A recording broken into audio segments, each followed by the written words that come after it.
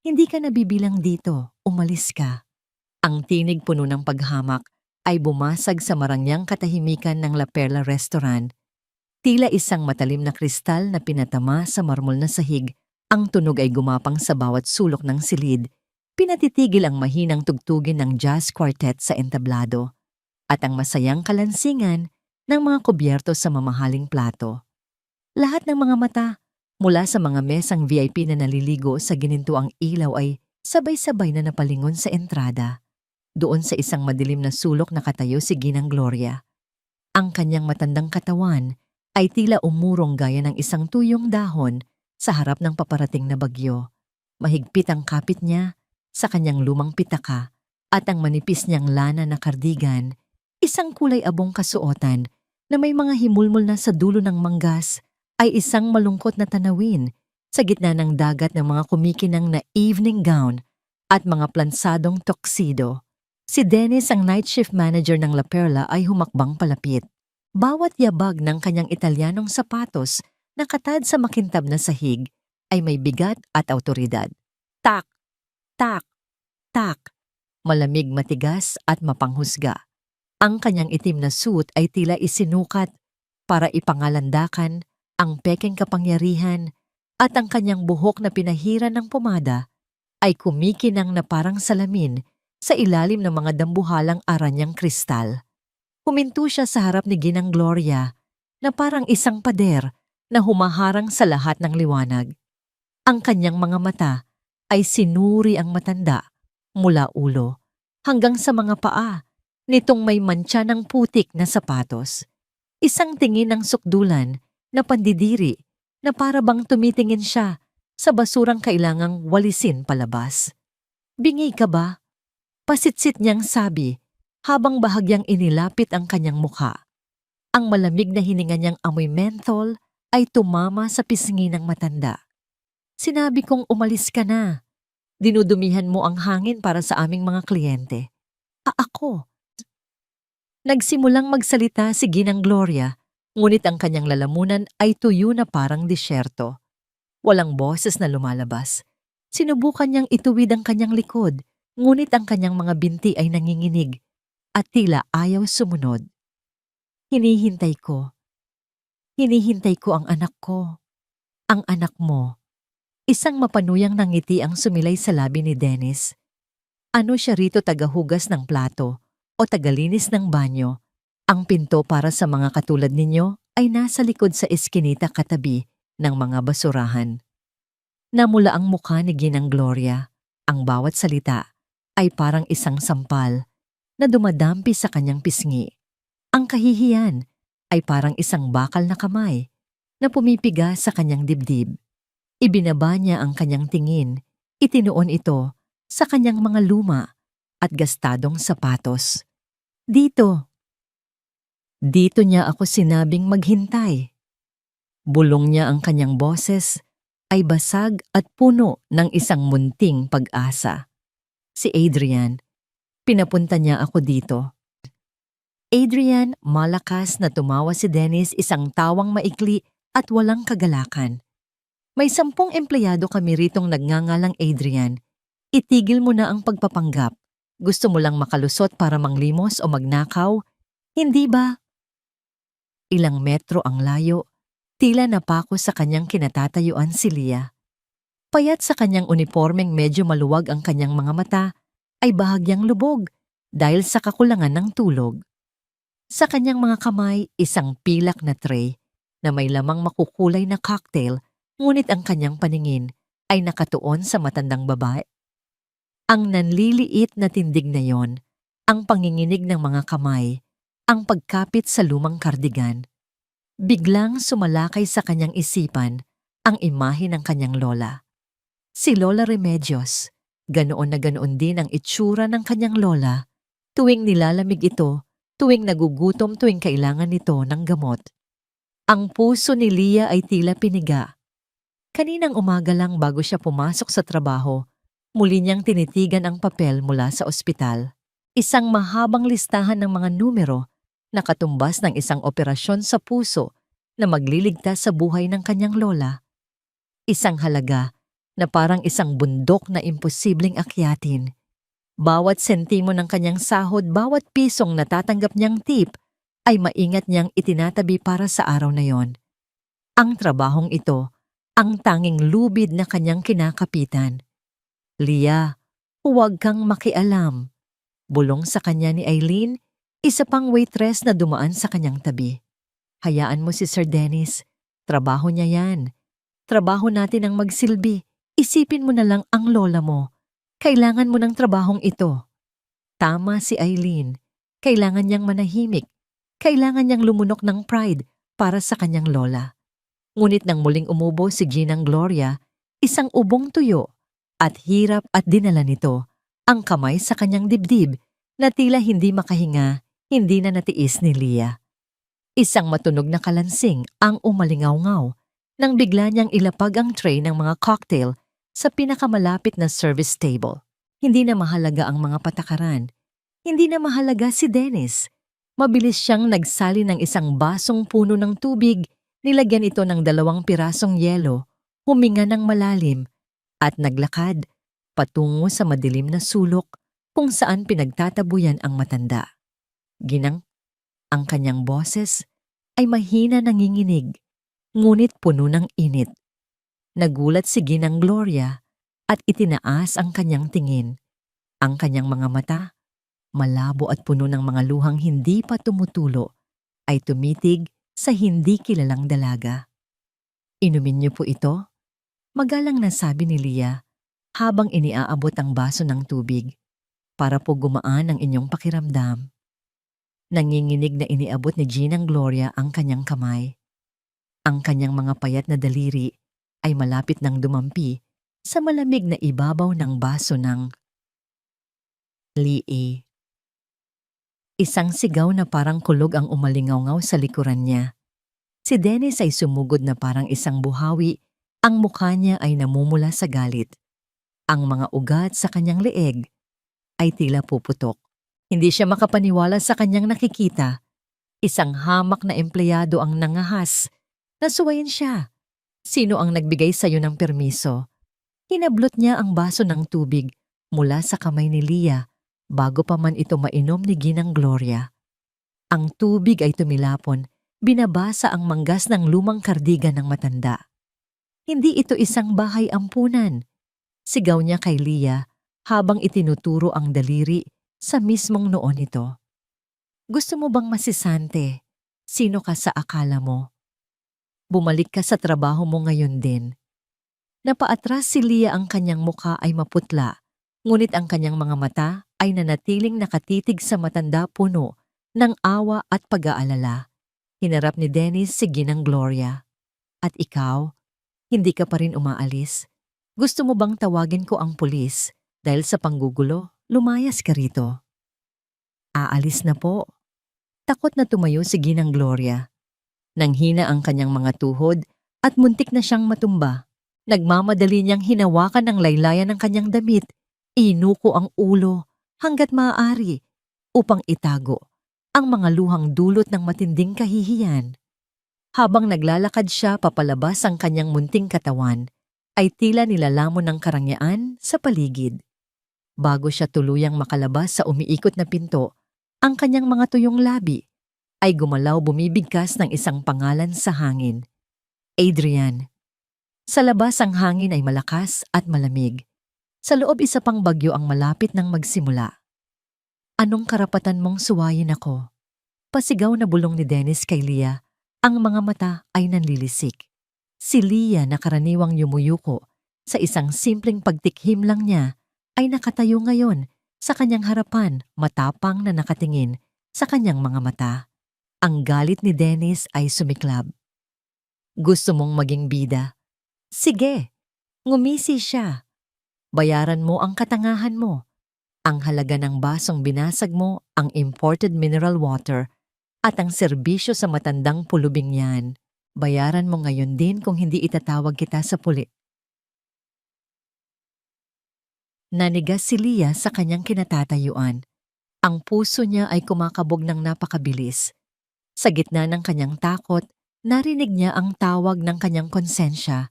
at ang imahe ng kanyang Lola Remedios na naghihirap. Sa isang iglap, nawala ang lahat ng kanyang pag-aalinlangan.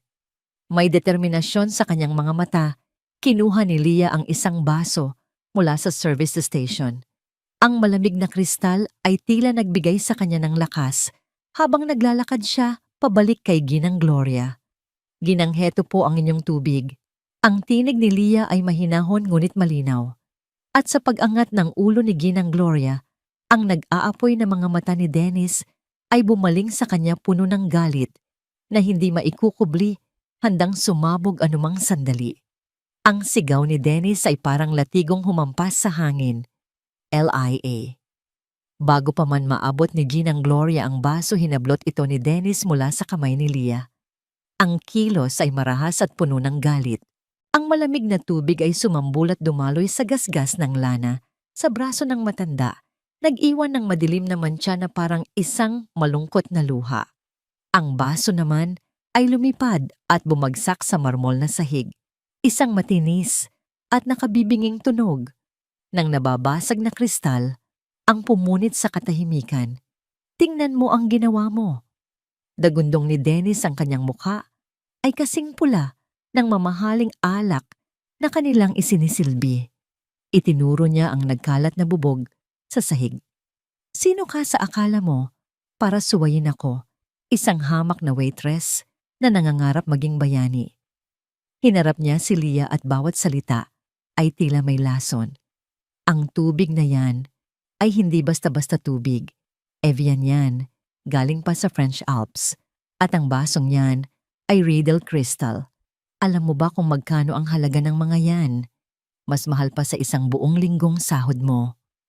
Ang mga bulungan sa paligid ay lumakas, gumapang na parang mga ahas sa bawat mesa.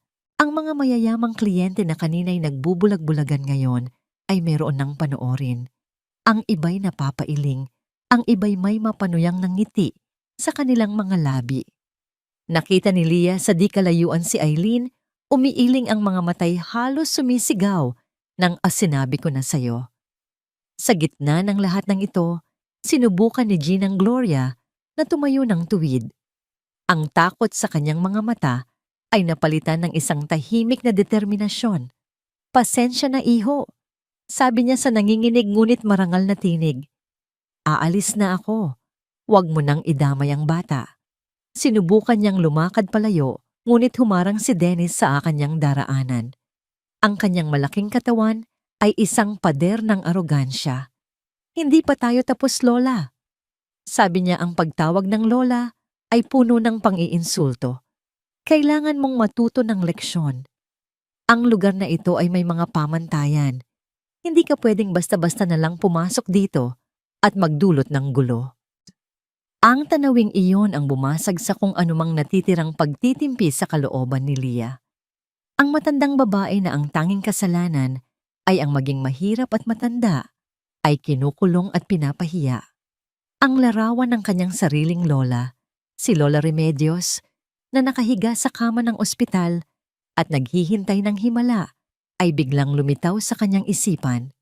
Ang perang kailangan para sa operasyon. Ang takot na baka mawala ito sa kanya. Ang trabahong ito. Ngunit ano ang halaga ng trabaho kung ang kapalit ay ang pagtalikod sa sarili mong pagkatao? Sa loob ng bulsa ng kanyang apron, kinuyom ni Leah ang kanyang mga palad. Naramdaman niya ang mga lukot na papel de bangko at ang iilang baryang natanggap niyang tip para sa gabing iyon.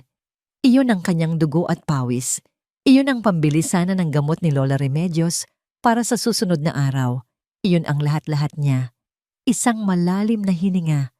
Pagkatapos ay katahimikan. Humakbang si Leah pasulong, ang kanyang mga mata ay hindi na nagpapakita ng takot, kundi ng isang nag-aapoy na galit. Nilampasan niya si Dennis at huminto sa harap ng isang bakanting mesa na gawa sa mahogany na kumikinang sa ilalim ng ilaw. Walang salita, walang babala, buong puwersa niyang inihagis ang laman ng kanyang bulsa sa ibabaw ng mesa. Isang malakas at magulong ingay ng kumakalansing na mga barya at bumabagsak na papel ang umalingaw-ngaw sa buong restoran. Ang mga barya ay gumulong at umikot sa makinis na kahoy habang ang mga lukot na pera ay nagkalat na parang mga basahan. Lahat ay napatingin. Si Dennis ay natigilan ng bibig, ay bahagyang nakabuka. Itinuro ni Leah ang nagkalat na pera, ang kanyang kamay ay hindi na nanginginig. Ang kanyang boses nang siya'y magsalita ay malinaw at matatag pumuputol sa nabiglang katahimikan. Ayan.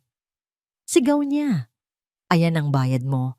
Hindi lang para sa baso ng imported mong tubig, hindi lang para sa mamahalin mong kristal. Bayad yan para sa karumaldumal mong serbisyo at sa kawalan mo ng respeto sa kapwa mo tao. Ang bawat salita ay tumama na parang bato. Ang buong silid ay napuno ng isang mabigat na tensyon. Sa mismong sandaling iyon, isang makintab na itim na sedan ang huminto nang marahas sa harap ng salaming pinto ng La Perla. Bumukas ang pinto sa driver's side at isang lalaking naka-eleganteng business suit ang mabilis na bumaba. Gusot ang kanyang noo at ang pagkakatali ng kanyang kurbata ay tila sinasakal siya sa sobrang higpit. Siya si Adrian, ang may-ari ng buong imperyo ng La Perla at dala niya ang bigat ng isang masamang araw sa negosyo. Itinulak niya ang pinto at pumasok ang kanyang mga mata ay agad na sinalubong ng isang eksena ng ganap na kaguluhan, isang matandang babaeng umiiyak sa sulok, isang waitress na matapang na nakatayo sa tabi ng mesang puno ng nagkalat na pera, isang manager na nanlalaki ang mga mata sa galit at isang silid na puno ng mga kliyenteng nakatitig na parang nanonood ng isang dula. Anong kaguluhan ito?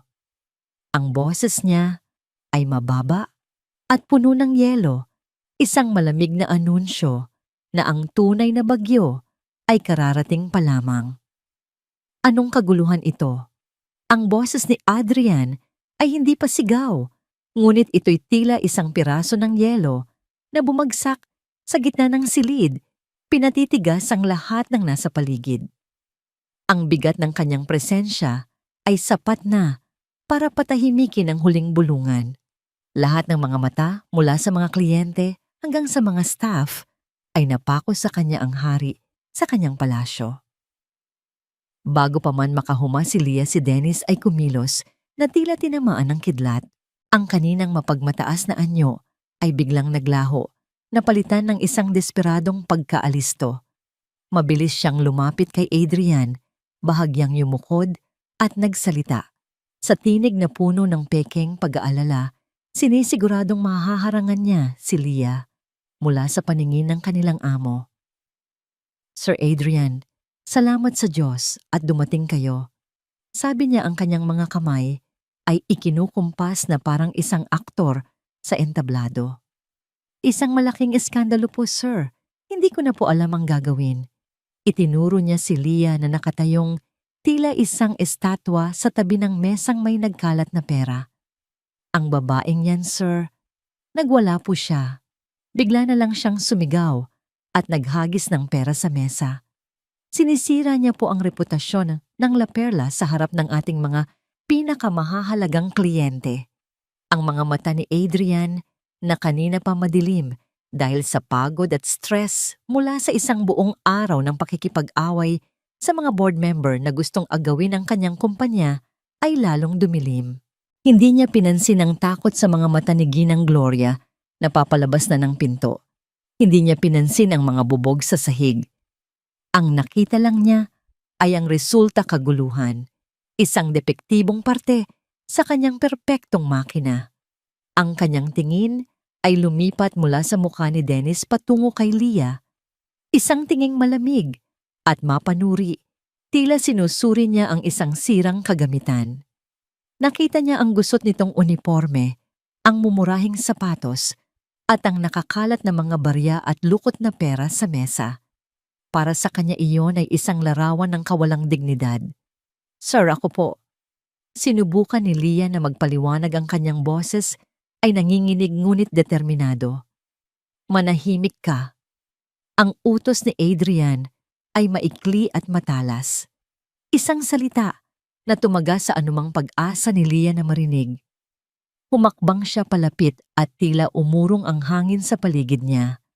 Ang mamahalin niyang pabango ay sumakal sa amoy ng takot sa silid. Hindi kita binabayaran para gumawa ng eksena. Sabi niya ang bawat salita ay mababa at kontrolado na lalong nagpapakita ng kanyang nagngangalit na galit. Binabayaran kita para magsilbi, para ngumiti, para sumunod.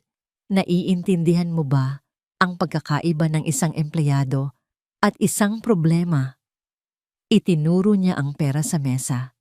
At ano ito? Sa tingin mo ba'y matutuwa ako sa drama mo? Pinapahiya mo ang pangalan na binuo ng pamilya ko sa loob ng 30 taon dahil sa isang gabi ng iyong kahibangan. Pero yung matanda po, pilit pa rin ni Leah. Isang maikling mapait na tawa ang kumawala kay Adrian. Wala akong pakialam sa kung sino mang matanda. Ang pakialam ko ay ang imahe ng lugar na ito. At sa ngayon, tinitigan niya si Leah mula ulo hanggang paa na may sukdulang pandidiri, ikaw kasama ng itsura mo at ng basurang ikinalat mo ang pinakamalaking problema ko. Ang bawat salita ay isang punyal na bumaon sa puso ni Leah. Ang kahihiyan ay mas matindi pa kaysa sa takot na mawalan ng trabaho. Pinipigilan niya ang mga luhang nagbabadyang tumulo. Hindi siya iiyak. Hindi sa harap ng lalaking ito. Nakita ni Adrian ang pagmamatigas sa mga mata ni Leah at ito'y lalo lang nagsindi sa kanyang galit. Para sa isang taong buong araw na nakaramdam ng kawalang kapangyarihan, sa boardroom, ang pagsuway na ito, gaano man kaliit ay hindi katanggap-tanggap. Tapos na ako sa'yo. Deklara niya ang kanyang boses ay pinal at walang anumang emosyon. Itinuro niya ang pinto sa likod ang daan palabas sa kusina. Tanggal ka na sa trabaho. Isang kolektibong paghinga ng gulat ang maririnig mula sa ibang mga empleyado. Lisanin mo ang lugar na ito ngayon din. Patuloy ni Adrian.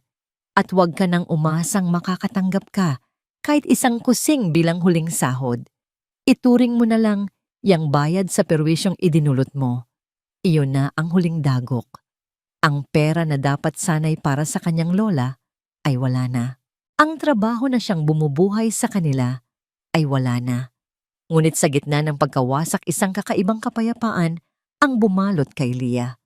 Ang kapayapaan ng isang taong wala nang maaaring mawala pa. Dahan-dahan itinaas niya ang kanyang mga kamay at kinalas ang tali ng kanyang puting apron. Maingat niya itong tiniklop sa dalawa pagkatapos ay sa isang huling kilos ng profesionalismo. Lumakad siya patungo sa mesa kung saan niya inihagis ang pera.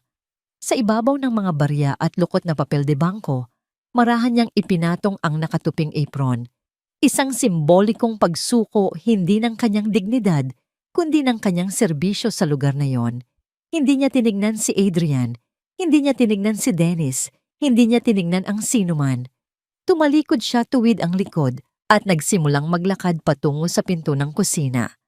Bawat hakbang ay mabigat, tila dinadala niya ang bigat ng buong mundo sa kanyang mga balikat. Isang nakabibinging katahimikan ang bumalot sa La Perla habang pinapanood nila ang kanyang pag-alis. Ang jazz quartet ay hindi na muling tumugtog. Ang kalansingan ng mga kubyertos ay hindi na bumalik. Nang mawala na siya sa kanilang paningin, si Leah ay napahinto sa madilim na pasilyo sa likod ng kusina. Doon kung saan walang sinumang makakakita, hinayaan niyang bumagsak ang unang patak ng luha, isang mainit na agos sa kanyang pisngi na nagbabadya ng gabing puno ng kawalan ng pag-asa. Nawala sa kanya ang lahat. Ang marahas na pagpreno ng itim na sedan sa harap ng dambuhalang gate ng mansyon ay tila isang hiyaw sa gitna ng bumubuhos na ulan. Hindi na hinintay ni Adrian na bumukas ito ng tuluyan. Mabilis niyang iminaniobra ang sasakyan, papasok sa driveway at halos tumalon palabas bago pa man ganap na huminto ang makina. Mama, nandito na ako.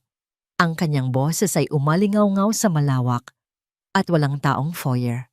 Ang tanging sumagot ay ang malamig na hampas ng hangin mula sa naiwang bukas na pinto at ang maindayog na tunog ng isang antigong grandfather clock sa sulok. Tila kinukutya siya ng bawat pag-tik-tak nito. Isang masamang pangamba ang nagsimulang gumapang sa kanyang dibdib, mas malamig pa kaysa sa basang tuxedo na dumidikit sa kanyang balat. Hinablot niya ang kanyang telepono. Dinial niya ang numero ng kanyang ina. Isang ring, 2, 3. Diretso sa voicemail. Hindi bulong niya sa sarili. Hindi niya kailanman pinapatay ang telepono niya. Ang galit na kanina'y nag-aalab sa kanya dahil sa gulo sa La Perla ay biglang napalitan ng isang lumalaking takot. Tinakbo niya ang sala, ang kusina, ang silid-aklatan. Walang ginang Gloria. Bawat madilim at tahimik na silid ay nagpapabigat sa kanyang dibdib. Umakyat siya sa hagdanan, 2 baitang sa bawat hakbang, patungo sa silid ng kanyang ina. Bahagyang nakaawang ang pinto. Dahan-dahan niya itong itinulak at doon nakita niya ito. Nakaupo si Ginang Gloria sa kanyang paboritong silyang pelus sa tabi ng bintana, nakatanaw sa labas kung saan binabayo ng ulan ang salamin. Nakasuot pa rin siya ng luma niyang lana, na kardigan. Ang kulay abo nitong tela ay may madilim na mantsa ng pagkabasa sa balikat. Ang tanging liwanag sa silid ay nagmumula sa saglit na pagkidlat sa labas na nagpapakita ng kanyang malungkot na silweta. Maghiminga ng maluwag si Adrian, ang kanyang mga binti ay tila ng hina sa ginhawa. Matinakot mo ako ng husto. Bakit hindi ka sumasagot sa telepono? At bakit hindi ka pumunta sa La Perla? Hinihintay kita. Ang kanyang boses ay may bahid pa rin ng inis. Hindi lumingon si Ginang Gloria. Ang kanyang tingin ay nanatiling nakapako sa nagngangalit na kalangitan. Pumunta ako, Adrian. Sabi niya, ang kanyang boses ay mahina at pagod, tila nanggagaling sa napakalayong lugar. Napatigil si Adrian sa gitna ng silid. Kumunot ang kanyang noo. Ano imposible? Nandoon ako. Nandoon si Dennis. Walang nakakita sa'yo. Tiningnan ko pa nga ang logbook ng mga reservation. Hindi mo ako nakita. Pagputol ng kanyang ina. Sa wakas ay humarap siya at sa malamlam na liwanag, nakita ni Adrian ang kanyang mukha. Namumugto ang mga mata ni Ginang Gloria. May mga bakas pa ng tuyong luha sa kanyang mga kulubot na pisngi at ang paraan ng pagtingin niya sa kanya. Hindi ito galit, kundi isang malalim na kalungkutan at pagkadismaya na tila isang kutsilyong tumusok sa puso ni Adrian. Pumunta ako, anak. Pag-uulit niya ang kanyang boses ay nanginginig na ngayon. Pumunta ako na nakasuot ng damit na ito para makita, para subukan kung ang lugar na ipinagmamalaki mo ay may puso pa rin para sa mga taong tulad ko. Nagpatuloy siya at bawat salita ay isang dagok kay Adrian. Ang manager mo, sinabihan niya akong umalis. Sabi niya, dinudumihan ko raw ang hangin ng kanyang mga kliyente. Sabi niya ang lugar ko ay sa eskinita, kasama ng mga basurahan. Sumiklab ang galit ni Adrian. Lumuhod siya sa tabi ng silya ng kanyang ina at hinawakan ng malamig nitong kamay. Sino-sino ang nagsabi niyan sa'yo? Papatayin ko siya. Sabi niya ipapakaladkad niya ako sa gwardiya palabas kung hindi ako aalis. Patuloy ni Ginang Gloria, hindi pinapansin ang kanyang pagsingit. At sa harap ng lahat ng iyon, sa harap ng lahat ng mga taong nagbubulag-bulagan, isa lang ang tumayo para sa akin, Adrian. Ang puso ni Adrian ay nagsimulang kumabog ng mabilis. Ang masamang pangamba ay bumabalik. Isang bata. Bumilis ang paghinga ng kanyang ina, naaalala ang pangyayari. Isang payat na waitress, binigyan niya ako ng tubig. Hinarangan niya ang masamang manager para protektahan ako. Ibinigay niya sa akin ang lahat ng kakarampot niyang tip para lang mabayaran ng tubig na hindi ko naman nainom. Nanuyo ang lalamunan ni Adrian. Ang imahe ni Leah ay biglang sumulpot sa kanyang isipan, ang basang uniforme, ang matapang na tingin, ang tumpok ng mga barya at lukot na pera sa mesa. Hindi maari. Kailangan mong hanapin ang batang iyon, Adrian. mahigpit na hinawakan ni Ginang Gloria ang braso ng kanyang anak. Ang pangalan niya ay Leah. Sinabi ng manager na tatanggalin niya ito sa trabaho. Kailangan mo siyang iligtas. Siya lang ang tanging taong may puso at kaluluwa sa buong impyernong yon na tinatawag mong restaurant. Ang mga tenga ni Adrian ay umuugong. Ang mga salita ng kanyang ina ay paulit-ulit na tumatakbo sa kanyang isipan, nagsasapawan sa kanyang sariling malulupit na salita. Kanina, tanggal ka na sa trabaho. Huwag ka nang umasang makakatanggap ka kahit isang kuso. Isang perwisyo. Ang batang tumulong sa kanyang ina ay ang batang tinanggalan niya ng trabaho, ay ang batang nilapastangan niya, ay ang batang tinuring niyang basura. Isang nakakasukang pakiramdam ang umakyat mula sa kanyang sikmura. Napaatras siya na tumba sa gilid ng kama. Tinitigan niya ang sarili niyang mga kamay, ang mga kamay na buong pagmamataas na nagtapon ng panyo sa sahig dahil nadikitan ng ulan mula kay Leah. Ang mga kamay na yon ay marumi, hindi dahil sa ulan, kundi dahil sa isang kasalanang hindi niya alam kung paano pa maitatama. Adrian, nag-aalalang tanong ni Ginang Gloria, nakikita ang biglaang pamumutla ng kanyang anak. Anak, anong nangyayari sa'yo? Hindi siya sumagot. Bigla siyang tumayo at tumakbo, palabas ng silid na parang isang nasusunog na bahay. Saan ka pupunta? Sigaw ng kanyang ina.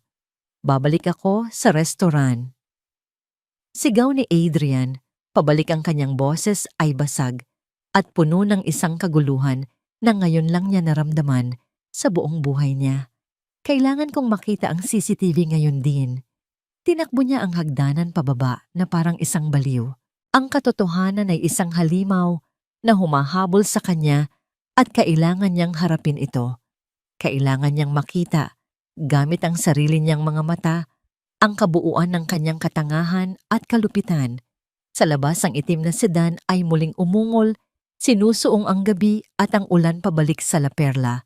Dala ang isang lalaking pinahihirapan ng kanyang konsensya. Isang nakabibinging tunog ng gumagasgas na gulong sa basang aspalto ang pumunit sa katahimikan sa harap ng La Perla. Hindi na inabala ni Adrian na iparada ng maayos ang sasakyan. Iniwan niya itong nakahambalang sa driveway, umuungol pa rin ang makina. Ang mga headlight nito ay nag-iilaw sa isang sulok ng kalye na binubuhusan ng ulan. Parang isang bagyo bumaba siya ng kotse at sumugod papasok. Winawaksi ang security guard na nagmamadaling salubungin siya ng payong. Ang malamig na tubig ulan ay dumaloy sa kanyang buhok at pisngi, ngunit hindi niya ito naramdaman. Ang tanging init na kanyang dama ay ang nag-aalab na apoy ng pagsisisi at galit sa kanyang kalooban. Itinulak niya ng malakas ang malaking salaming pinto. Sa loob ang La Perla ay bumalik na sa dati nitong mapagkunwaring katahimikan. Ang mga bubog ay nawalis na. Ang sahig ay kumikinang na muli. Ang jazz quartet ay marahang tumutugtog ng isang malungkot na himig. Ang mga kliyente na tila kinalimutan na ang nangyari ay muling nagtatawanan at nagtataasan ng kanilang mga kopita. Si Dennis ay abala sa pag-aayos ng isang mesa para sa mga bagong dating ang kanyang mukha ay may suot na muli ng kanyang propesyonal na ngiti. Nang makita niya si Adrian na pumasok basang-basa at may itsurang tila nakakita ng multo, sandali siyang natigilan bago mabilis na binalik ang kanyang serbisyosong postura. Sir Adrian, nagbalik po kayo. Sinubukan niyang salubungin ito. Tabi. Sabi ni Adrian isang salitang mababa at puno ng panganib. Tinabig niya si Dennis nang hindi man lang ito tinitingnan at nagdire-diretso sa pasilyo patungo sa mga opisina sa likod ng kusina. Bawat hakbang niya ay mabigat. Si Dennis na natumba ng bahagya ay dalidaling sumunod ang kanyang puso ay nagsimulang kabahan. Sir, saan po tayo pupunta? Security room. Utos ni Adrian nang hindi lumilingon. Buksan mo. Namutla si Dennis. Hindi niya pa nakikita ang kanyang amo na ganito kagalit. Habang nanginginig na kinukuha ang kanyang access card, libu-libong haka-haka ang naglalaro sa kanyang isipan. Bumalik ba ang matanda? Nagsumbong ba ang bruhang si Leah Click? Bumukas ang pinto ng security room. Ang madilim na silid ay inilawawan lamang ng mga kumukurap na berdeng ilaw mula sa hanay ng mga CCTV monitor. Itinulak ni Adrian ang gwardiya mula sa upuan nito at siya mismo ang umupo sa harap ng control panel. Ang kanyang mga daliri ay mabilis at desididong gumalaw sa keyboard. Admin password. Utos niya ang kanyang boses ay hindi nag-iiwan ng puwang para sa pag-aalinlangan.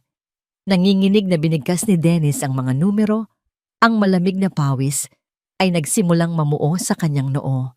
Sa isang iglap ang pangunahing monitor ay nagliwanag. Pinili ni Adrian ang camera 3 ang anggulong sumasakop sa buong entrance lobby. Inatras niya ang oras. 7:30 p.m. Ang itim at puting imahe ay lumitaw ng malinaw. Tila huminto ang pagtibok ng puso ni Adrian. Nasa screen ang kanyang ina. Nakaupo sa isang sulok mukhang napakaliit at kaawa-awa sa gitna ng malawak na espasyo. Pagkatapos ay pumasok sa eksena si Dennis. Malinaw na nakita ni Adrian ang pagduduro nito. Ang mapanuyang pagyuko. Ang pag-urong ng kanyang ina sa takot. Kinuyom ni Adrian ang kanyang mga kamao. Ang mga buko niya ay namuti sa diin. Sumunod si Leah, ang munting waitress na may tray sa kamay. Ang paglapit. Ang pag-alok ng tubig. Isang simpleng kilos ng kabutihan na wala ni isa man sa kanila ang nagawang ibigay.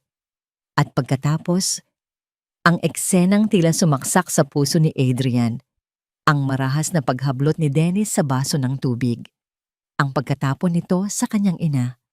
Ang takot sa mukha nito habang pinipilit siyang paalisin. At ang sandaling iyon. Ang sandaling sumugod si Leah. Pinanood niya na parang nanonood ng isang pelikulang nagpapabagal ng oras kung paanong ang payat na dalaga ay humarang sa harap ng kanyang ina, isang munting pader, laban sa isang dambuhalang tiranong doble ang laki sa kanya. Nakita niya itong dumukot ng pera sa bulsa, ang mismong mga barya na kanyang hinamak at buong tapang na inihagis sa mesa.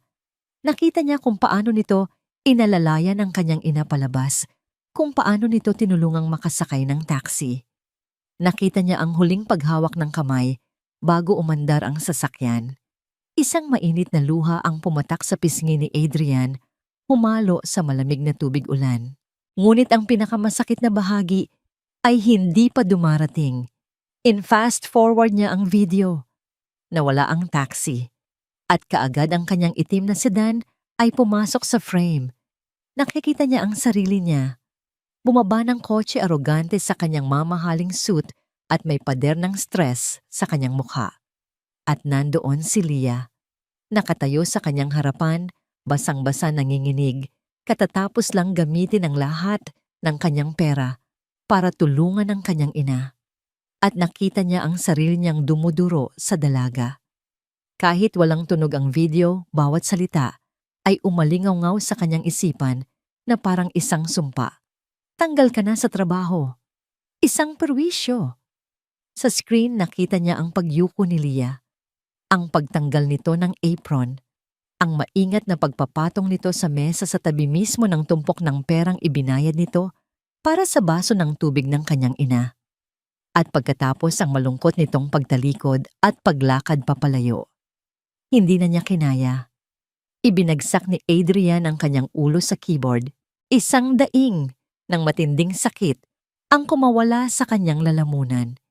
Hindi lang siya bulag, isa siyang halimaw. Tinulungan niya ang masama, nayurakan ang kanyang tagapagligtas. Tinanggalan niya ng trabaho ng dignidad at ng pag-asa ang nag-iisang tao na tumrato sa kanyang ina bilang isang tao.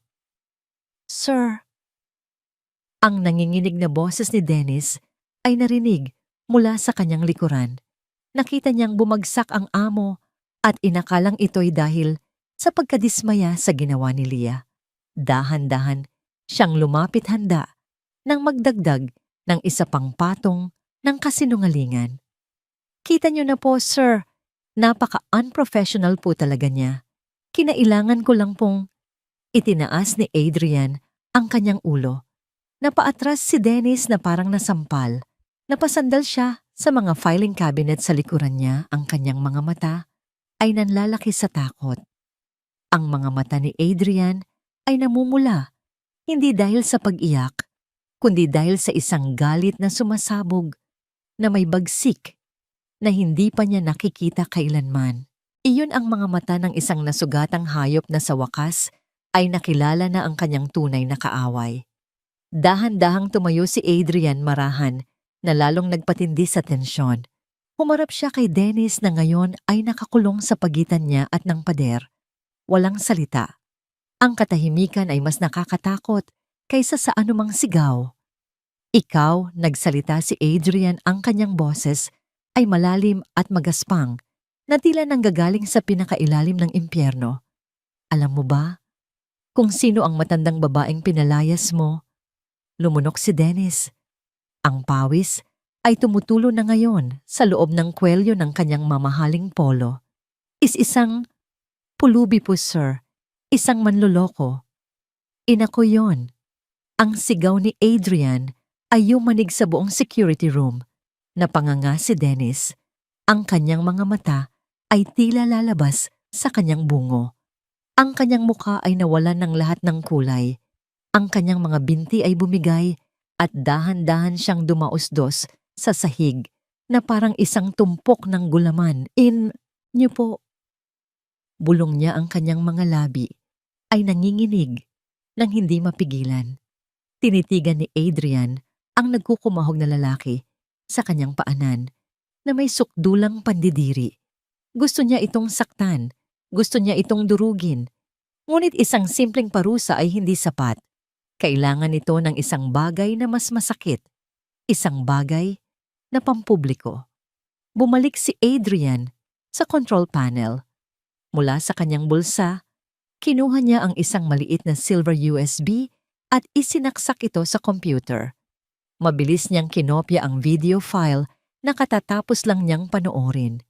Tumayo ka! Malamig na utos ni Adrian nang hindi tinitingnan si Dennis. Nanginginig na tumayo si Dennis, kumakapit sa gilid ng mesa. Lumabas ka sa lobby.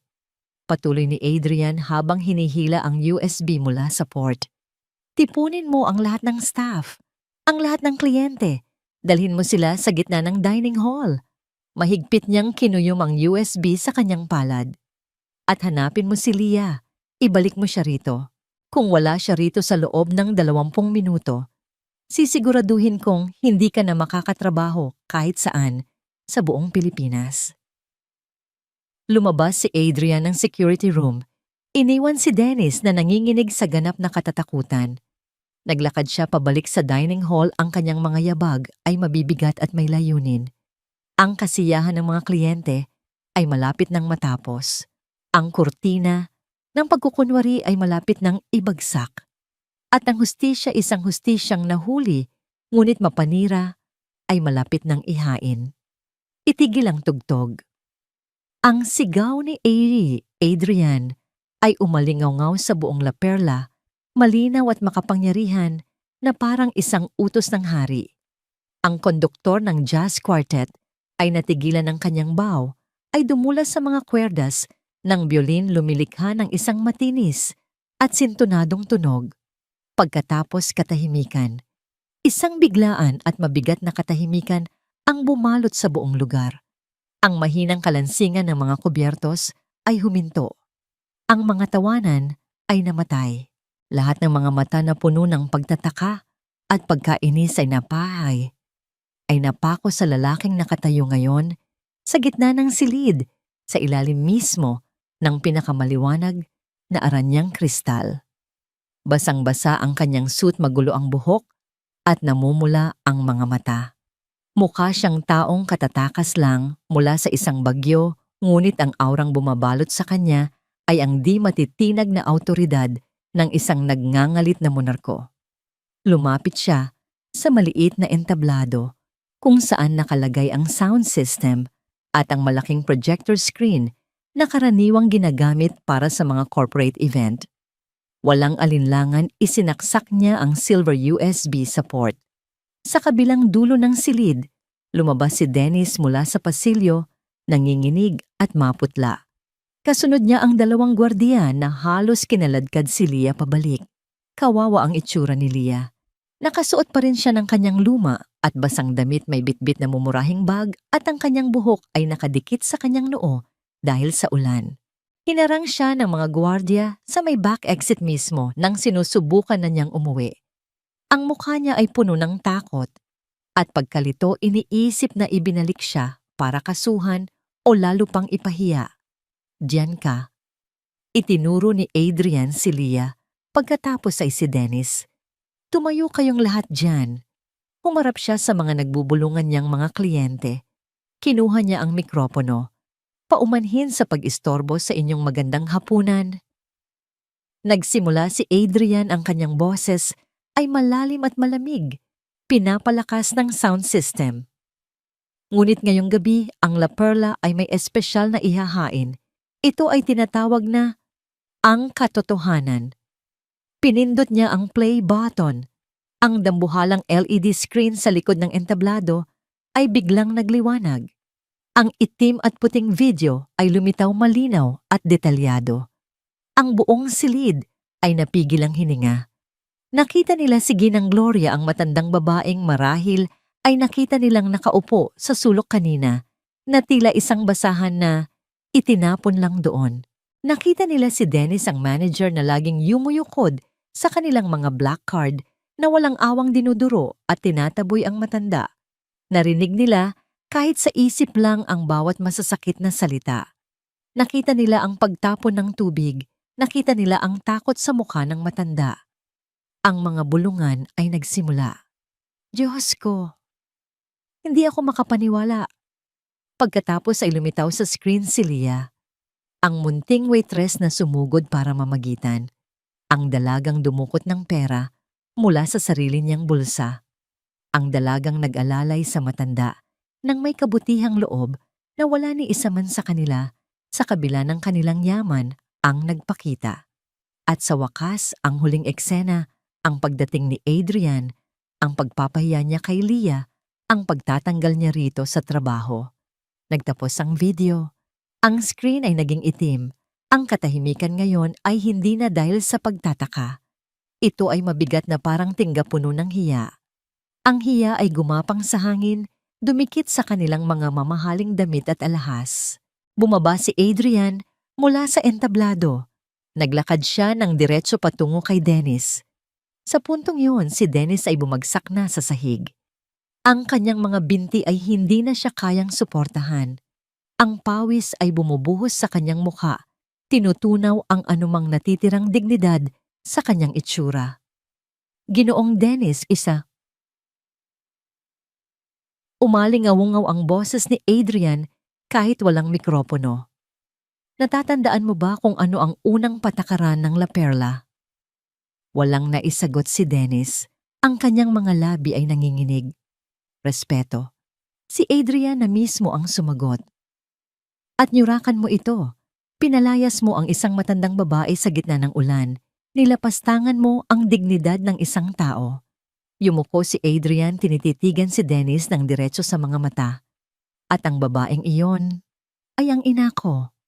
Ang mga salita ay parang isang bombang sumabog sa loob ng silid. Napanganga si Dennis. Ang kanyang mga mata ay nanlaki. Nagsimula siyang umiling-iling, ang kanyang mga kamay ay iwinawasiwas na tila sinusubukang itaboy ang katotohanan. Ngunit huli na ang lahat. Pinalayas niya ang ina ng kanyang amo. Pinirmahan na niya ang kanyang sariling hatol.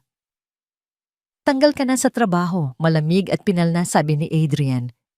Umalis ka na rito at ipagdasal mong maging maawain ang mga abogado ko kapag sinimulan na nilang halongkatin ang mga financial records mo. 2 gwardiya ang agad na lumapit. Sinunggaban nila si Dennis sa magkabilang braso at kinaladkad siya palabas. Ang kanyang mga desperadong pagsusumamo at paghingi ng tawad ay umalingaw-ngaw bago tuluyang namatay nang isara ang pinto. Pagkatapos humarap si Adrian kay Leah. Ang dalaga ay nakasandal pa rin sa pader, mahigpit na niyayakap ang kanyang bag na tila isang panangga. Nanginginig siya mula ulo hanggang paa.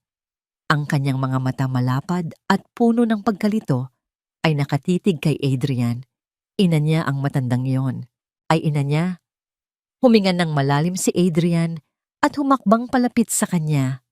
Ang mga tao sa paligid ay napigil ang hininga nag-aabang kung ano ang gagawin ng aroganteng milyonaryo sa empleyadong katatapos lang niyang ipahiya at tanggalin. Ngunit ang sumunod na nangyari ay isang bagay na hindi nila inaasahan. Huminto si Adrian sa harap ni Leah at pagkatapos sa harap ng lahat ng kanyang mga kliyente at empleyado, dahan-dahan siyang yumuko. Inilagay niya ang isang tuhod sa malamig na marmol na sahig. Tumingala siya sa payat at basang dalaga ang kanyang mga mata ay puno ng pagsisisi at respeto na hindi pa niya naipakita kanino man sa buong buhay niya. Leah, basag ang kanyang boses sa katahimikan. Naging bulag ako. Ipinahiya ko ang taong nagligtas sa pinakamahalagang tao sa buhay ko. Patawarin mo ako. Sa sandaling iyon, ang telepono sa bulsa ni Leah ay nag-vibrate ng malakas. Pagkatapos ay tumunog ng sunod-sunod. Isang tunog ng emergency. Kinapa niya ito, ang kanyang mga kamay ay nanginginig. Sa screen, isang pangalan ang lumitaw, ospital. Sinagot niya ang tawag. Hello, ito po ba ang kamag-anak ni Gang Remedios? Isang nagmamadaling boses ang narinig niya mula sa kabilang linya. Kailangan niyo pong pumunta rito ngayon din. Inatake po siya sa puso. Ang kalagayan niya ay kritikal. Ang telepono ay bumagsak mula sa nanginginig na kamay ni Leah. Isang malakas na plok ang umalingaw-ngaw sa sahig na marmol, isang tunog na nagpahiwatig ng pagguho ng kanyang mundo. Ang huling sinabi ng boses sa kabilang linya, kritikal, ay umuugong sa kanyang isipan, paulit-ulit na parang isang sirang plaka, pinapatay ang lahat ng iba pang tunog sa paligid. Nanigas siya sa kanyang kinatatayuan, ang kanyang mga mata ay nanlalaki, ngunit walang nakikita. Ang mamahaling restoran, ang mga nagulat na muka, ang lalaking nakaluhod sa kanyang harapan, lahat ay naglaho. Ang tanging naroon ay isang nakakabinging takot. Leah!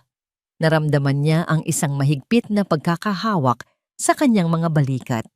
Si Adrian, na mabilis na tumayo mula sa pagkakaluhod, ay niyugyog siya ng bahagya. Leah, anong nangyari? Magsalita ka. Ang pagyugyog ang tila gumising sa kanya mula sa kanyang pagkatulala. Tumingala siya kay Adrian, ang kanyang mga mata ay biglang napuno ng isang desperadong agos ng luha. Ang lola ko. Humikbi siya, ang bawat salita ay basag at hirap bigkasin. Si Lola Remedios, mamamatay na siya. Wala nang iba pang tanong si Adrian. Sa isang iglap, ang aroganteng milyonaryo at ang nagsisising anak ay naglaho. Napalitan ito ng isang taong desididong kumilos. Dinampot niya ang nahulog na telepono ni Leah mula sa sahig. Hinawakan ng mahigpit ang kamay nito at hinila siya. Halika na. Sigaw niya, hindi na pinapansin ang gulat at pagkalito ng mga tao sa kanilang paligid. Hinila niya si Leah palabas ng restoran. Ang kanilang mga yabag ay mabilis at malalakas. Nasa labas ang kotse ko. Dadalhin kita doon. Sumugod sila palabas sa gabi na puno ng ulan at hangin. Hindi na sila amo at empleyado. Sila'y 2 taong tumatakbo para iligtas ang buhay ng isang mahal sa buhay. Ang makina ng itim na sedan ay umungol na parang isang nasugatang hayop nang buksan ni Adrian ang pinto para kay Leah. Mabilis siyang umikot at umupo sa driver's seat. Sa isang iglap, ang marangyang sasakyan ay humarurot palayo sa kumikinang na liwanag ng La Perla, tinalikuran ng isang eksenang puno ng kaguluhan. Sa loob ng kotse, ang tensyon ay halos nahihiwa sa hangin. Nanginginig si Leah sa passenger seat. Ang kanyang mga kamay ay mahigpit na nakakapit sa upuan. Ang mga luha ay patuloy na dumadaloy sa kanyang mga pisngi habang nakatitig siya sa basang kalsada. Sa unahan, bilisan mo po. Pakiusap, bilisan mo pa. Bulong niya. Hindi sumagot si Adrian, ngunit ang kanyang panga ay nanatiling matigas, ang kanyang mga mata ay nakapokus sa daan. Ang kanyang mga kamay ay mahigpit na nakahawak sa manibela habang inililipat-lipat niya ang sasakyan. Sa pagitan ng mabagal na trapiko, ang kanyang pagmamaneho ay may bilis at katumpakan ng isang professional na race car driver. Gamit ang isang kamay kinuha niya ang kanyang telepono at dinial ang isang numero, inilagay ito sa loudspeaker. "Hello, Director Ramirez." Isang magalang na boses ang narinig mula sa speaker. "Dr. Torres," sabi ni Adrian, ang kanyang boses ay kalmado ngunit may diin ng awtoridad na hindi matatanggihan. "Papunta ako sa ospital ninyo. May pasyente dyan, si Remedios Morales. Kailangan niya ng pinakamahusay na cardiac team ninyo. Ngayon din, ihanda mo sila. Heart specialist, mga equipment lahat." "Pero sir, nasa bahay po ako." "Wala akong pakialam kung nasaan ka," putol ni Adrian. 10 minuto mula ngayon darating ako. Kapag may nangyaring masama sa pasyenteng iyon dahil hindi siya naasikaso agad, ituring mo nang nag-resign ka na." Ibinaba niya ang tawag. Lumingon si Leah sa kanya, ang kanyang mga mata ay nanlalaki sa pagkamangha sa gitna ng kanyang pag-iyak. "Sir." "Huminga ka, Leah," sabi ni Adrian, ang kanyang boses ay bahagyang lumambot. Iniabot niya ang kanyang kanang kamay at marahang ipinatong sa nanginginig na kamay ni Leah na nakakapit sa upuan. "Magiging maayos siya. Ipinapangako ko sa'yo." Ang kanyang kamay ay malaki at mainit bumalot sa kamay ni Leah. Isang kakaibang lakas ang tila dumaloy mula sa kanya, isang pangako na pumigil kay Leah na tuluyang gumuho. Screech! Ang mga gulong ay umingit ng marahas. Naipreno ni Adrian ang kotse sa mismong harap ng emergency entrance ng ospital. Hindi na siya naghintay ng valet. Tumakbo siya palabas, umikot, at pinagbuksan ng pinto si Leah. Inalalayan niya itong tumakbo papasok. Ang matapang na amoy ng disinfectant, ang ingay ng mga makina, ang kalampagan ng mga stretcher, at ang mga daing ng pasyente ay sumalubong sa kanila. "Ang lola ko, Remedios Morales." Sigaw ni Leah sa reception desk, ang kanyang boses ay halos mawala sa panik. Isang pagod na nurse ang tumingala. "Pangalan ng pasyente. Kailangan pong magbayad muna ng deposito. May utang pa po kayo sa system." "Nasaan ang lola ko?" Sigaw ni Leah, hinampas ang counter. "Miss, kumalma po kayo. Hindi po namin pwedeng..." Isang malamig at matigas na itim na metal card ang biglang ipinatong ng malakas sa counter sa harap mismo ng nurse. Isang Amex Centurion, walang limitasyon. "Bayaran mo lahat," sabi ni Adrian. Ang kanyang boses ay mababa, ngunit makapangyarihan, dinaig ang lahat ng ingay sa ER. "Lahat ng utang, lahat ng kailangan. At dalhin mo kami kay Dr. Torres. Ngayon din." Natigilan ang nurse. Tinitigan niya ang card. Pagkatapos ay ang lalaking basang-basa ngunit may di matatawarang aura ng kapangyarihan. Biglang nagbago ang kanyang kilos. "Oo po, sir." "Opo. Si Dr. Torres po ay nasa ICU. Dito po kayo, sir, ma'am." Tinakbo nila ang mahabang pasilyo. Sa harap ng pinto ng intensive care unit, isang pulang ilaw ang nakasindi, "In use." Napaupo si Leah sa mga upuang naghihintay, isinubsob ang kanyang muka sa kanyang mga palad. Hindi niya kayang tingnan ang nakasaradong pinto. Ang takot na mawalan ay isang lason na gumagapang sa kanyang buong katawan. Naupo si Adrian sa tabi niya, walang salita. Hindi niya sinabi ang mga walang kwentang kataga na magiging maayos ang lahat. Umupo lang siya doon, matatag na parang isang bundok na handang sandalan ni Leah. Hinubad niya ang kanyang basang-basang coat at maingat na ipinatong sa nanginginig na mga balikat ni Leah. Naghihintay sila, magkasama. Sa gitna ng nakabibinging katahimikan, naghihintay sila ng hatol ng tadhana. Ang bawat segundo ay tila isang oras. Ang bawat pagtibok ng puso ni Leah ay isang masakit na paalala ng pusong naghihingalo sa loob ng silid.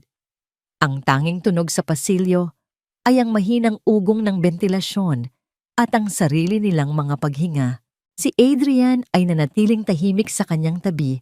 Ang kanyang presensya ay Isang matatag na angkla sa gitna ng nagngangalit na dagat ng kanyang takot. Pagkatapos isang click, ang tunog ng pagbukas ng pinto ay tila isang putok ng baril sa katahimikan. Sabay silang napatayo. Lumabas si Dr. Torres, tinatanggal ang kanyang face mask. Ang kanyang mukha ay pagod. May mga butil ng pawis sa kanyang noo, ngunit ang kanyang mga mata ay hindi nagpapakita ng pagkatalo. Tumingin muna siya kay Adrian at bahagyang tumango bago ibinaling ang kanyang tingin kay Leah na nakatitig sa kanya na may mga matang puno ng takot at pag-asa. Huminto ang mundo ni Leah. Napigil niya ang kanyang hininga, ang kanyang mga kamay ay magkadaop na parang nagdarasal. Ang kondisyon ng pasyente. Nagsimula si Dr. Torres, ang kanyang boses ay pagod, ngunit malinaw ay stable na. Isang salita, stable. Nalagyan na namin siya ng temporary pacemaker, patuloy ng doktor. Ang kanyang puso ay tumitibok na muli ng normal. Mahimbing siyang natutulog ngayon. Nalagpasan niya ang pinakamalalang panganib.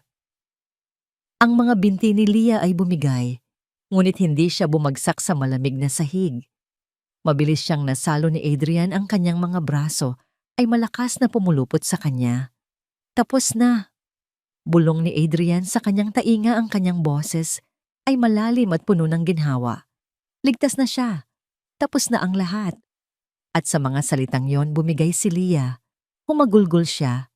Hindi na ito mga luha ng takot o sakit, kundi mga luha ng sukdulang pasasalamat at ginhawa. Isinubsob niya ang kanyang mukha sa dibdib ni Adrian, ang kanyang mga kamay ay kumapit sa mamahaling tela ng suit nito at umiyak siya nang umiyak hanggang sa halos maubusan siya ng lakas. Hinayaan lang siya ni Adrian, marahang hinahaplos ang kanyang likod. Adrian, Leah. Isang pamilyar na boses ang tumawag mula sa dulo ng pasilyo. Si Ginang Gloria na may kasamang driver ay nagmamadaling lumapit, ang kanyang mukha ay puno ng pag-aalala. "Ma," sabi ni Adrian. "Bakit ka pa pumunta rito? Kailangan mong magpahinga." "Anong pahinga?" sabi ni Ginang Gloria, hindi pinapansin ang kanyang anak. Dumiretso siya kay Leah na dahan-dahang humiwalay mula sa pagkakayakap kay Adrian. Sinubukang magbigay galang ni Leah, ngunit niyakap siya ni Ginang Gloria. Isang yakap na mahigpit, mainit, isang yakap ng isang ina, ng isang lola. Ang amoy ng kanyang damit ay amoy ginhawa. "Kumusta siya, iha?" tanong ni Ginang Gloria, habang marahang hinahaplos ang magulong buhok ni Leah. "Ligtas na po siya." Humikbi si Leah, "Ligtas na po ang lola ko." Ngumiti si Ginang Gloria, ang kanyang mga mata ay nagluha rin. Sa sandaling iyon, ang lahat ng pagkakaiba sa kanilang estado sa buhay ay naglaho. Sila'y dalawang babaeng nagpapasalamat sa isang himala. Ilang oras ang lumipas. Si Leah ay nakaupo na sa tabi ng kama ni Lola Remedios. Hawak ang kamay nito, pinagmamasdan ang payapang paghinga nito. Si Adrian at ang kanyang ina ay nasa labas, nag-uusap ng mahina.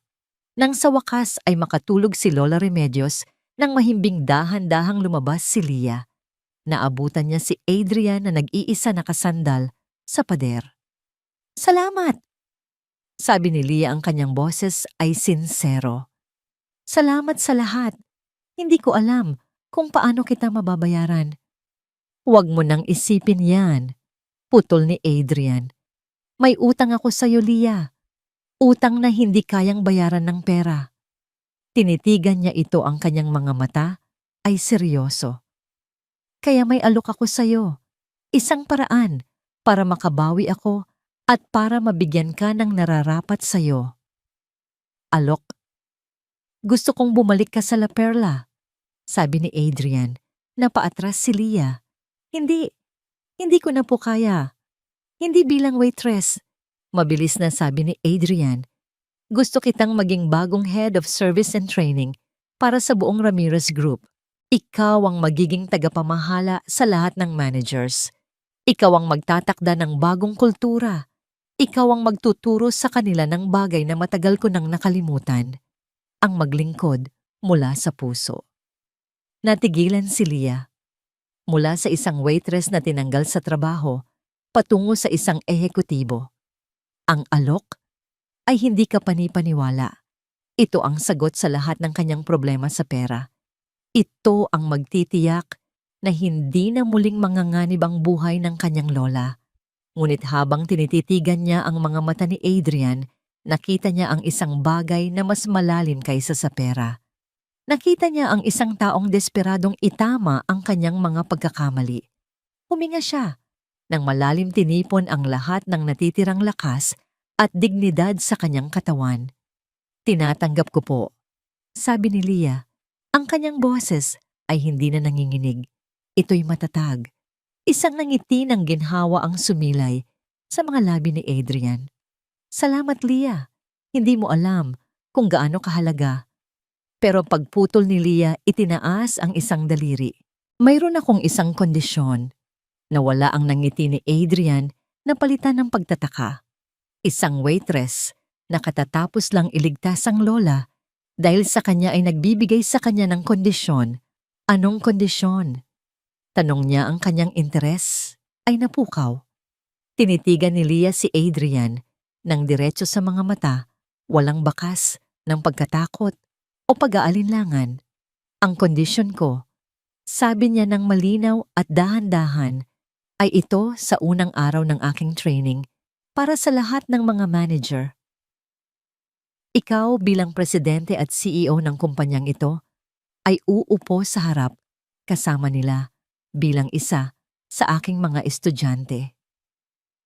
Natigilan si Adrian. Kailangan mong matutunan muli. Pagpapatuloy ni Leah kung paano maging tao bago ka maging isang amo. Kailangan mong marinig ang bawat salita tungkol sa respeto at dignidad. Kailangan mong ipakita sa lahat na walang sino man, kahit pa ang may-ari, ang mas mataas pa sa simpleng pagiging mabuti. Kaya mo ba yang gawin, Ginoong Ramirez? Ang hamon ay nakalatag na sa hangin. Hindi ito isang pakiusap kundi isang pagsubok. Isang pagsubok kung ang kanyang pagsisisi ay totoo o isa lamang palabas. Tinitigan ni Adrian ang dalaga sa kanyang harapan, isang babaeng tinanggalan niya ng lahat. Ngunit sa huli ay nag-aalok sa kanya ng isang bagay na mas mahalaga, ang pagkakataong magbago. Isang mabagal ngunit tapat na ngiti ang sumilay sa kanyang mga labi. Oo, ma'am. Sagot niya na may bagong tuklas na paggalang sa kanyang boses. Kaya ko. Makalipas ang isang buwan ang conference room sa ikakwaring palapag ng Ramirez Tower ay napuno ng mga taong nakasuot ng mamahaling suit at uniforme ng manager. Ang hangin ay mabigat sa pinaghalong amoy ng kape pabango at isang hindi maipaliwanag na tensyon. Lahat sila ay naroon mga battle-hardened na manager mula sa iba't ibang branch ng La Perla at iba pang restaurant sa ilalim ng Ramirez Group. Lahat sila ay nagbubulungan nagtataka kung bakit sila ipinatawag para sa isang mandatory service retraining na pamumunuan ng isang babaeng hindi nila kilala. Sa harap ng silid nakatayo si Leah. Wala na ang anino ng nanginginig na waitress. Sa halip naroon ang isang babaeng may tahimik na kumpiyansa. Nakasuot siya ng isang simpleng navy blue na blazer at pantalon. Ang kanyang buhok ay maayos na nakatali. Hindi magarbo ngunit professional. Sa kanyang tabi ay isang whiteboard na may nakasulat na iisang salita, sa gitna respeto. Sa unang hilera sa gitnang upuan, nakaupo si Adrian Ramirez. Gaya ng kanyang ipinangako, naroon siya hindi bilang CEO, kundi bilang isang kalahok. Nakasuot ng simpleng polo shirt, walang suit, walang mamahaling relo. Mayroon siyang notebook at ballpen at ang kanyang atensyon ay nakatuon kay Leah. Ang kanyang presensya ay nagpadala ng isang malinaw na mensahe sa lahat. Ang babaeng ito ay seryoso at ang kanyang sinasabi ay batas. Magandang umaga sa inyong lahat. Nagsimula si Leah, ang kanyang boses ay kalmado at malinaw.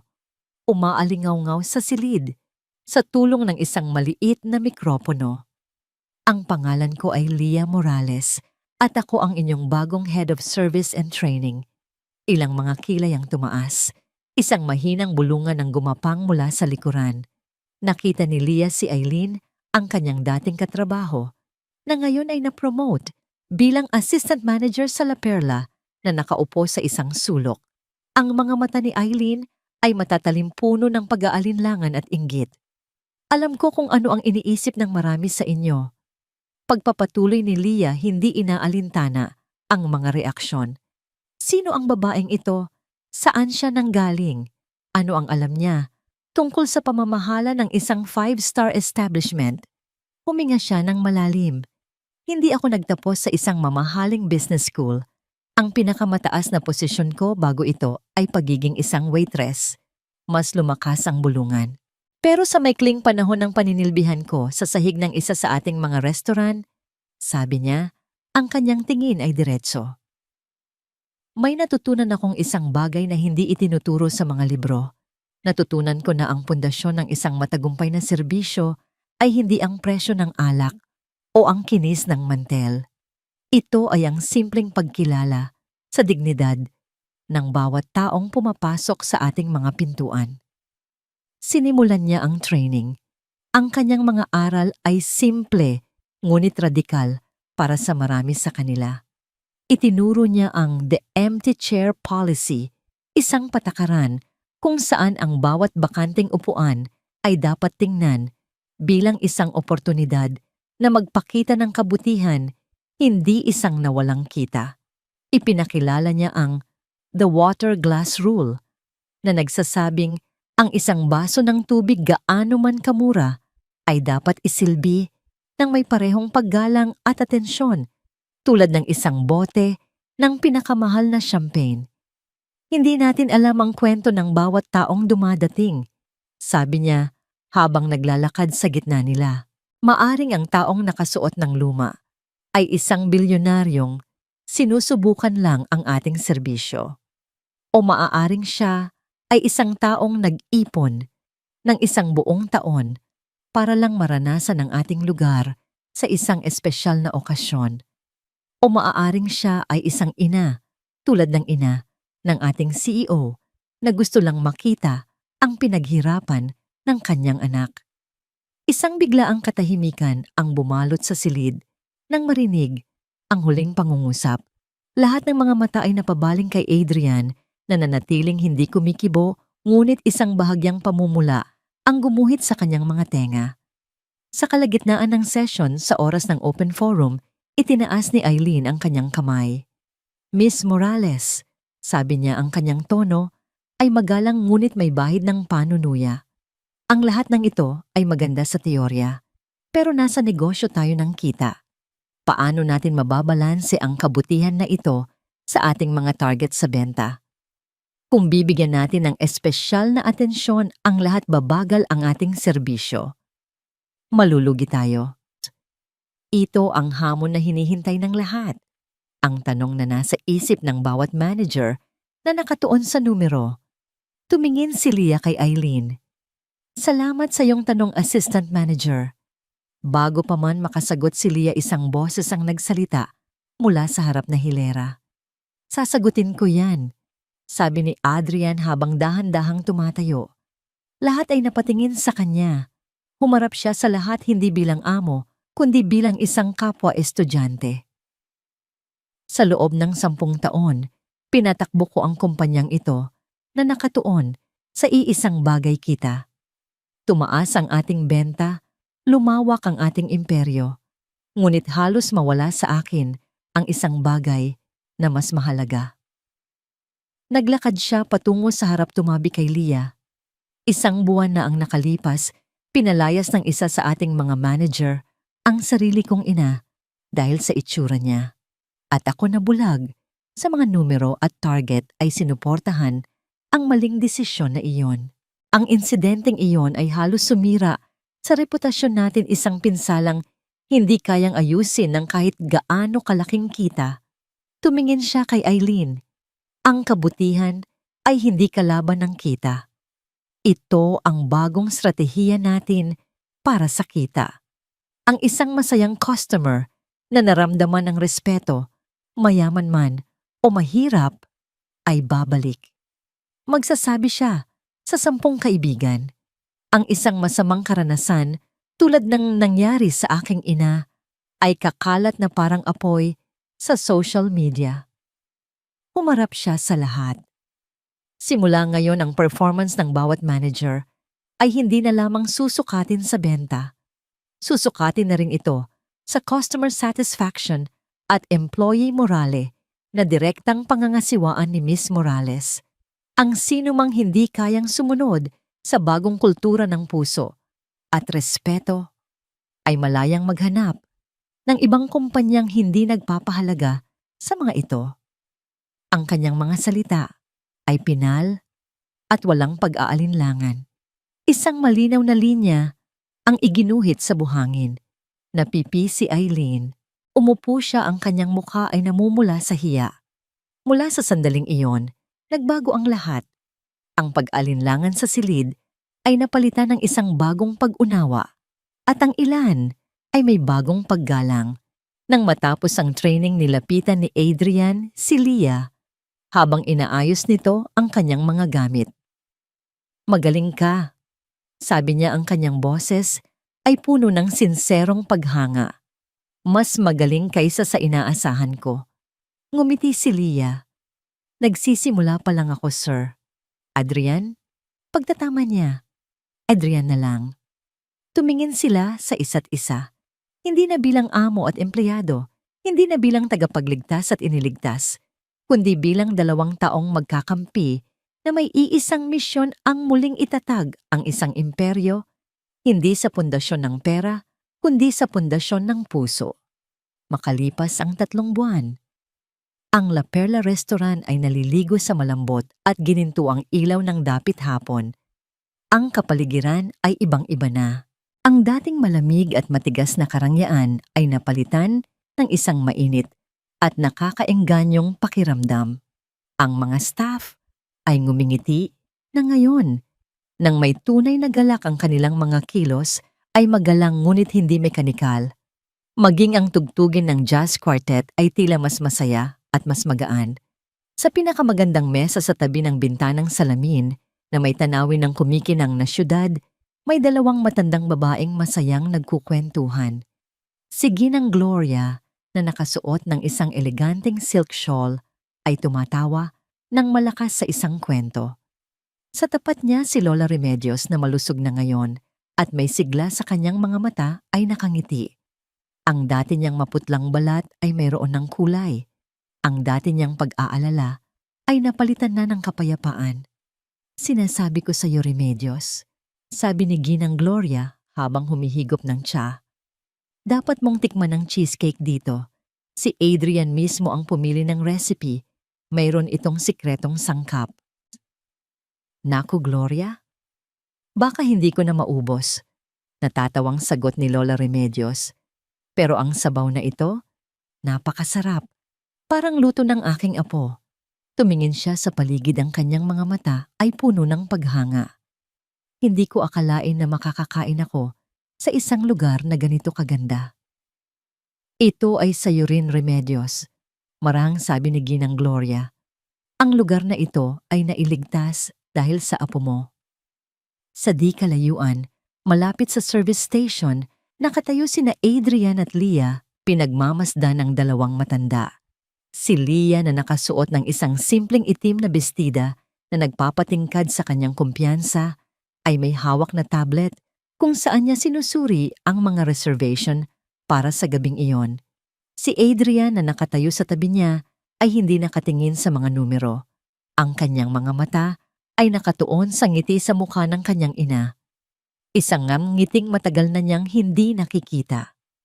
"Tingnan mo sila," sabi ni Adrian, ang kanyang boses ay mahina. Parang magkapatid na matagal na hindi nagkita. "Dahil pareho silang nakahanap ng kapareho nilang kaluluwa," sagot ni Leah habang patuloy na nag-i-scroll sa tablet.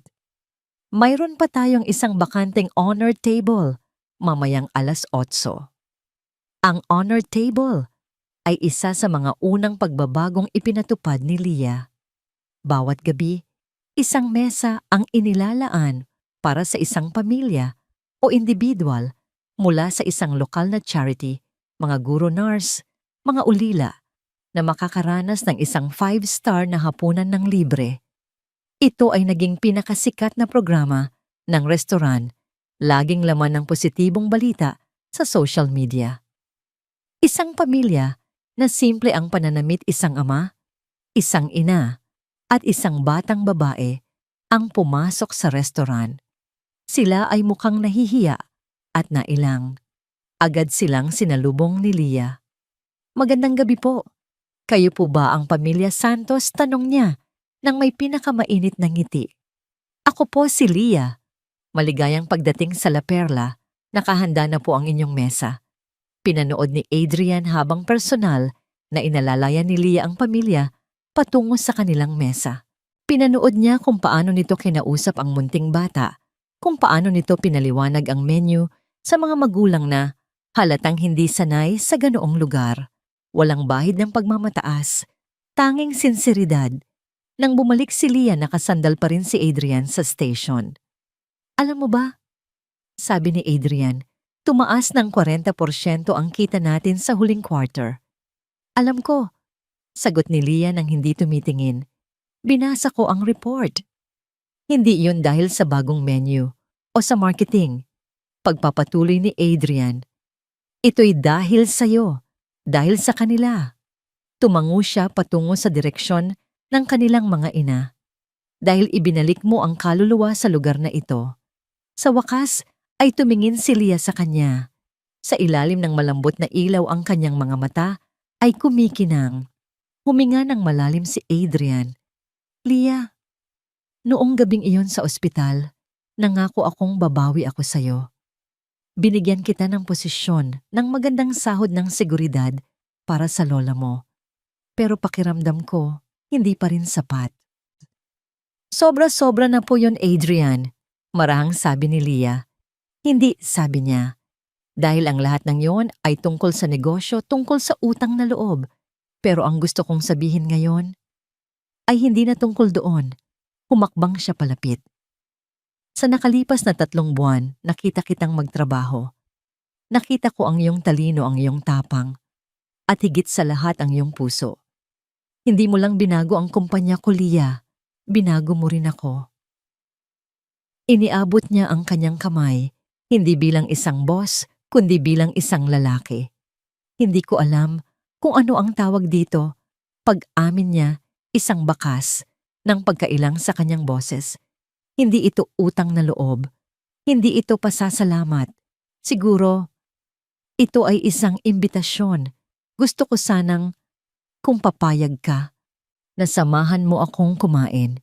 Hindi bilang head of service, hindi bilang CEO, kundi bilang si Leah at si Adrian. Nakatitig si Leah sa kanyang inilahad na kamay. Ang kamay na yon na dati dumuro sa kanya sa galit na nag-alok sa kanya ng tulong sa desperasyon ngayon, ay naroon nag-aalok ng isang panibagong simula. Isang matamis na ngiti ang dahan-dahang sumilay sa kanyang mga labi. "Gusto ko yan," sagot niya, at inilagay niya ang kanyang kamay sa ibabaw ng kamay ni Adrian. Magkahawak kamay silang naglakad patungo sa mesa kung nasaan ang kanilang mga ina. Nang makita sila ni Ginang Gloria at Lola Remedios na papalapit magkasama ang kanilang mga mukha, ay nagliwanag sa isang ngangiting puno ng pag-unawa at kaligayahan. Umupo sila at sa unang pagkakataon, ang 4 na taong pinagtagpo ng isang gabi ng kalupitan at kabutihan ay nagsalo-salo sa isang hapunan. Hindi bilang mayaman at mahirap, hindi bilang amo at empleyado, kundi bilang isang pamilya. Isang bagong pamilya na nabuo mula sa mga piraso ng isang basag na baso ng tubig at pinaghilom ng isang hapunan na inihain mula sa puso. Sa labas ang gabi ay lumalalim, ngunit sa loob ng La Perla, isang bagong umaga ang kasisilang pa lamang. 6 na buwan, matapos umupo si Leah sa kanyang bagong tungkulin, ang La Perla ay nasa tugatog ng tagumpay. Ang kita ay pumailan lang, at ang restaurant ay naging usap-usapan hindi lang dahil sa karangyaan nito, kundi dahil sa puso at kaluluwa nito.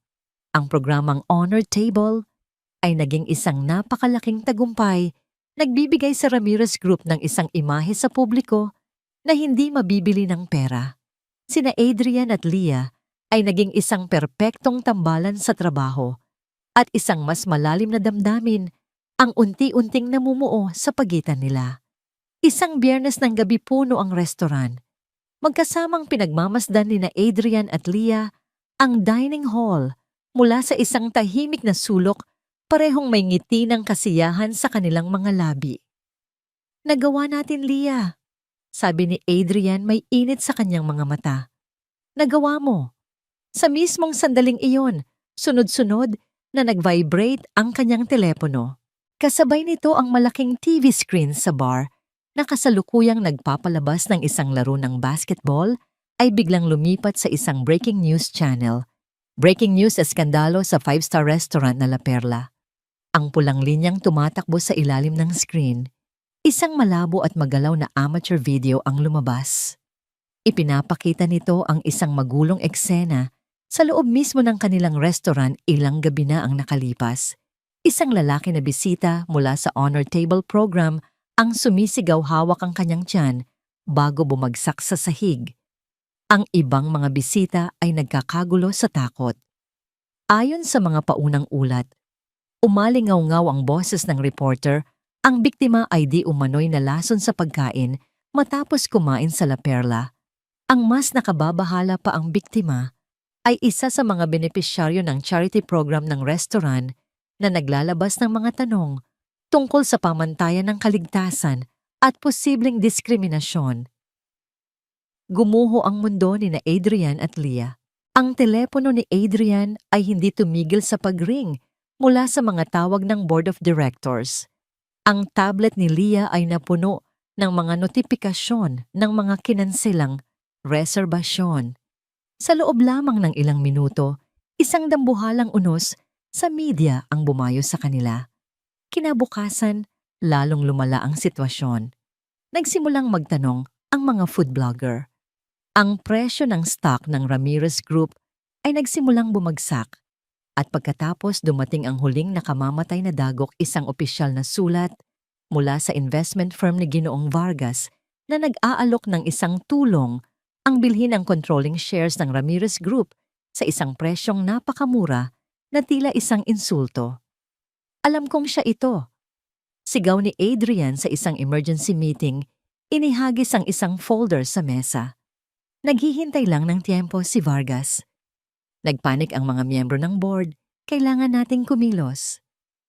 "Adrian, itigil na ang programang Honor Table, na yan pinapatay tayo niyan. Kumuha tayo ng PR team, kasuhan, ang nagpakalat ng video.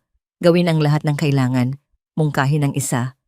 Kailangan nating gumanti." Sabi naman ng isa pa, "May kilala akong mga reporter na kayang halongkatin ang mga baho ni Vargas. Gagamitin natin ang sarili niyang lason laban sa kanya." Nanatiling tahimik si Adrian, ang kanyang mga kamao ay nakakuyom.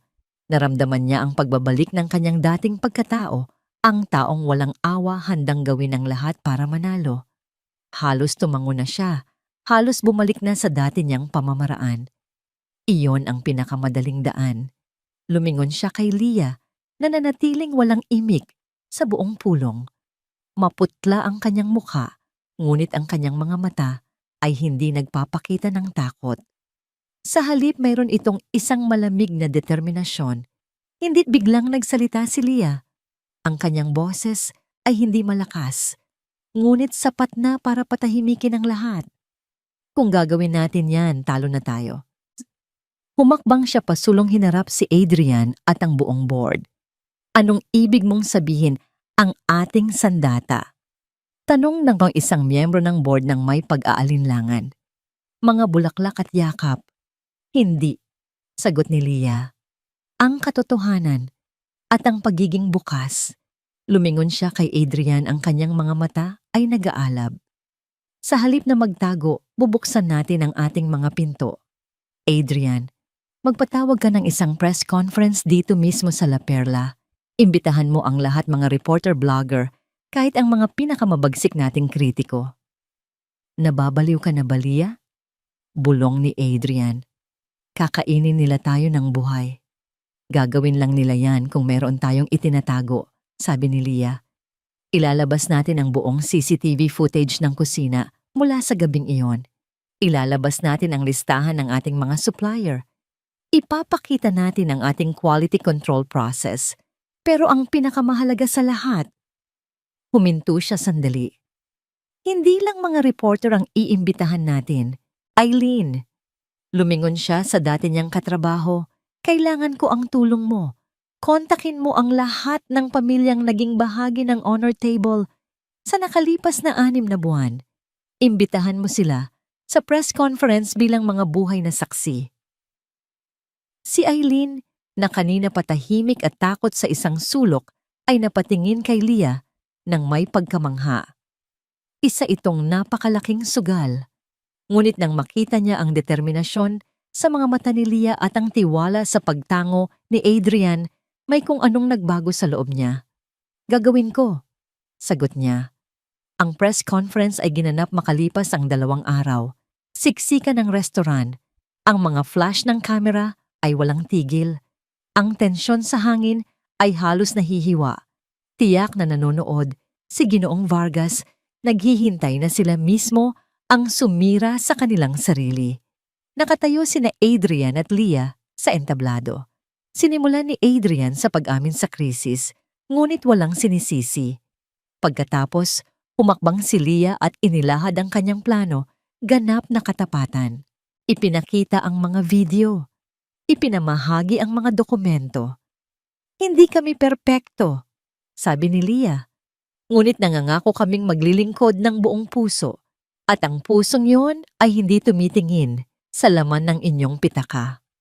Isang sikat at matalas magtanong na reporter ang tumayo. Maganda ang lahat ng yan, Miss Morales. Pero paano maniniwala ang publiko na ang nangyaring pagkalason ay isang kasinungalingan kung ang imahe ng lalaking iyon ay kumalat na sa lahat? Bumigat ang hangin sa silid. Ito ang tanong na sasagot sa lahat. Bago pa man makasagot sina Leah o Adrian, isang boses ang umalingaw-ngaw mula sa mga manonood. Dahil naniniwala kami sa kanila. Isang babaeng nasa katanghalian ng edad, simpleng nakabihis ang tumayo. Isa siyang guro sa pampublikong paaralan na naging panauhin sa honor table. 2 buwan na ang nakalipas. Nang gabing iyon, sabi niya nanginginig ang boses, ngunit puno ng damdamin. Iyon ang unang beses sa buong buhay ng mga anak ko na makakain sila sa isang lugar na ganito. Tinanong ng bunso kong anak si Miss Leah kung isa ba siyang prinsesa. At si Miss Leah lumuhod siya, tiningnan ng anak ko sa mata at sinabing, "Ngayong gabi ikaw ang prinsesa ng restaurant na ito." Hindi iyon PR. Iyon ay kabutihan. At ang kabutihan ay hindi kailanman nakakalason. Pagkatapos isa pa ang tumayo. At isa pa. Isa-isa ang mga honorary guests ay nagsimulang magbahagi ng kanilang mga kwento. Mga kwentong totoo, nakakaantig, tungkol sa kung paano sila tinrato ng may dignidad at respeto. Ang takbo ng unos sa media ay nagsimulang magbago sa loob mismo ng silid na yon. Ang mga reporter na dumating para maghanap ng dugo ay nagsusulat na ngayon ng mga kwento ng pasasalamat. Dumating sila para ilantad ang isang eskandalo, ngunit sa halip na tagpuan nila ang isang komunidad. Kinabukasan ang mga headline ay tuluyan ng nagbago. La Perla inatake ng fake news gumanti ng kabutihan. Ang lakas ng komunidad mga charity guests, ipinagtanggol ang La Perla. Ang stock ng Ramirez Group ay hindi lang bumalik, kundi pumailan lang sa isang bagong tala. Ang plano ni Vargas ay nag-backfire ng husto. Ang kanyang kalupitan ay lalo lang nagpatingkad sa kabutihan ng kanyang kalaban. Maging ang sarili niyang mga investor ay nagsimulang mag-atrasan. Nang gabing iyon nakatayo sina Adrian at Leah sa isang tahimik na La Perla matapos itong magsara. Tama ka. Pag-amin ni Adrian ang kanyang boses ay puno ng paghanga. Ang pinakamalakas nating sandata ay tunay ngang ang ating puso. Ngumiti si Leah, isinandal ang kanyang ulo sa balikat ni Adrian. dahil iyon ang nag-iisang bagay na hindi kayang pekein Adrian. Magkasama nilang pinanood ang mga ilaw ng syudad. Tapos na ang unos. Hindi lang sila nakaligtas, mas naging matatag pa sila. Napatunayan nila na sa pinakamalupit na mundo ng negosyo, ang kabutihan ay hindi isang kahinaan, kundi isang hindi magigibang kuta. At ang kanilang relasyon na sinubok sa apoy ng krisis ay mas matibay na ngayon kaysa dati.